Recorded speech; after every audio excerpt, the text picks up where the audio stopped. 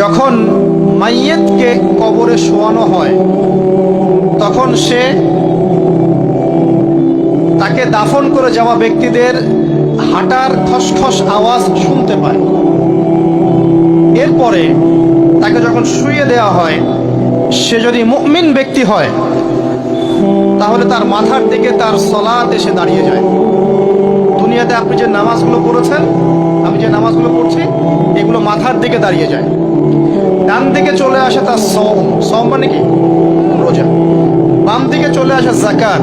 তারপরে পায়ের দিকে চলে আসবে তার আত্মীয়তার সম্পর্ক রক্ষার ইবাদত, তার এই যে অন্যান্য দান সদকা, তার নফল আমল, তার তাসবিহ তাহলিল, তার কোরআন তেলাওয়াত ইত্যাদি পায়ের দিকে চলে আসবে।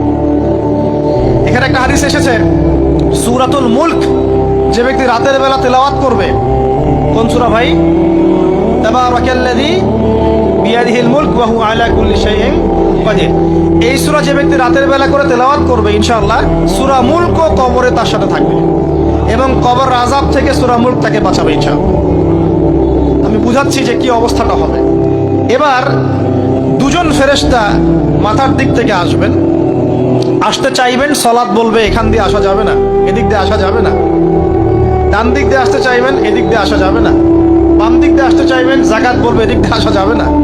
পায়ের দিক দিয়ে আসতে চাইবেন, আমলগুলো বলবে এদিক দিয়ে আসা যাবে না।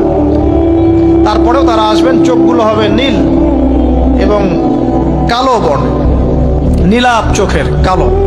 মুনকার নাকি? উঠে বসিয়ে দেওয়া হবে। এবার তিনটা প্রশ্ন। প্রথমে প্রশ্ন হচ্ছে কি, মান রব্বুক, তোমার রবকে? তখন মুমিন বান্দা বুক ফুলিয়ে বলবে রব্বি আল্লাহ, আমার রবকে আল্লাহ। পৃথিবীতে যে ব্যক্তি আল্লাহর সাথে শিরিক করে নাই, আল্লাহ তাওহীদের উপর থেকেছে এবং তার উপরে মৃত্যুবরণ করেছে, ইনশাআল্লাহ সে ব্যক্তি এর উত্তর নির্দ্বিধায় দিতে পারবে ইনশাআল্লাহ। আর দুনিয়াতে যে বা যারাই আল্লাহর সাথে শিরিক করবে, আল্লাহর সাথে শিরকের পাবে লিপ্ত হবে, ওই অবস্থায় মারা যাবে, তাওহীদের উপর থাকবে না, কোশ্চিনকালেও মান রব্বুক উত্তর দিতে পারবে না। তারপরে প্রশ্ন হয়ে যাবে মা দীনুক, তোমার দিন কি ছিল? মুমিন বান্দা উত্তর দিবে কি? দীন ইসলাম, আমার দিন ছিল ইসলাম। এখানে শুনে রাখেন, পৃথিবীতে যারা ইসলামকে পরিপূর্ণরূপে পালন করবে তারাই এই উত্তর দিতে পারবে ইনশাআল্লাহ।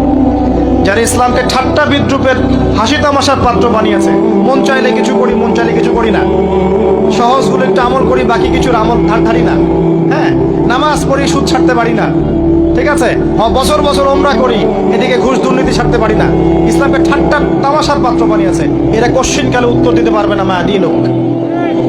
দিনে পরিপূর্ণরূপে ইসলামে প্রবেশ করতে বলেছেন আল্লাহ রাব্বুল আলামিন।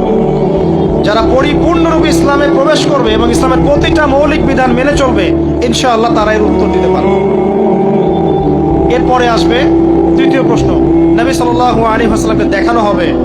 যখন দেখানো হবে তখন সূর্য যখন ডুবে যায়, যে দৃশ্যটা আমরা দেখতে পারি না, ওই দৃশ্যটা ভেসে উঠবে এবং মুমিন বান্দা অস্থির হয়ে যাবে, বলবে আমাকে ছেড়ে দাও, আমি নামাজ পড়বো। সুবহানাল্লাহ।